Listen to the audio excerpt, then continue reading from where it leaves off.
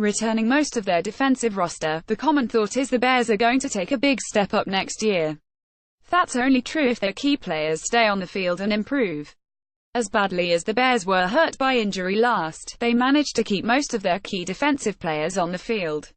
They had injuries to players like Quinton Demps and Gerald Freeman, but those are two positions at which they proved to have great depth. 3 of their 4 starters in the secondary played at least 80% of snaps. The fourth was Adrian Amos, who played every snap in 8 games. Their best defensive lineman played 85% of snaps. Their best linebacker came in at 67.4%. The biggest injury loss last year came when Leonard Floyd went down, but they were fortunate it happened toward the end of their schedule when they played several horrendous teams. A repeat of last year's success is far from a guarantee, but it's also possible they take a huge step up. In any event, these 5 players just might be the most crucial. 5.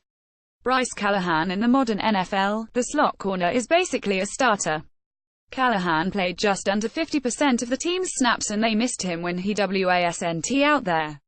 According to NFL Game Statistics and Information System, no regular player had a bigger impact on the team's passing defense in terms of net yardage. Partly because Creven LeBlanc was his backup. As feisty as LeBlanc is, he's too small and slow, and his biggest strength, aggressiveness, often comes back to bite him. Unless the Bears have an undrafted gem, the slot corner is surely going to be manned by the duo of Callahan and LeBlanc again, which really means they need Callahan. 4. Roquan Smith. It's a lot to put on the shoulders of a rookie, but Smith is the future of the second level of the Bears' defense. Danny Trevathan is a good player, but he's better suited in a role where he can roam freely to make plays and not have to call the defensive plays. Smith just might be calling the plays week 1, as he did at Georgia, and the Bears will rely on his ability to run sideline to sideline, drop back in coverage and chase quarterbacks to take their defense to another level. Smith's backup is Nick Kwiatkowski, not a terrible player, but he struggled badly in coverage last year. It was at the point where the Bears were taking him off the field late in the. With Smith, they're expecting a 3-down player who can do it all. It's a lot to put on a rookie, but he can handle it. 3. Kyle Fuller. You can pretty much bank on Prince Amukamara missing time. The Bears can't have both of their cornerbacks be iffy. Fuller's 2017 wasn't a fluke, he played at a similar level in 2015. Of course, he missed all of the 2016 and the team had to rely on a handful of non-NFL talents to replace him, and it showed. The Bears have Marcus Cooper as their third cornerback, but a bunch of question marks outside of that. If both Fuller and Amukamara are down, it could be bad news. Just being on the field isn't enough for Fuller. If he's going to earn the contract the Bears gave him, he needs to start taking the ball away.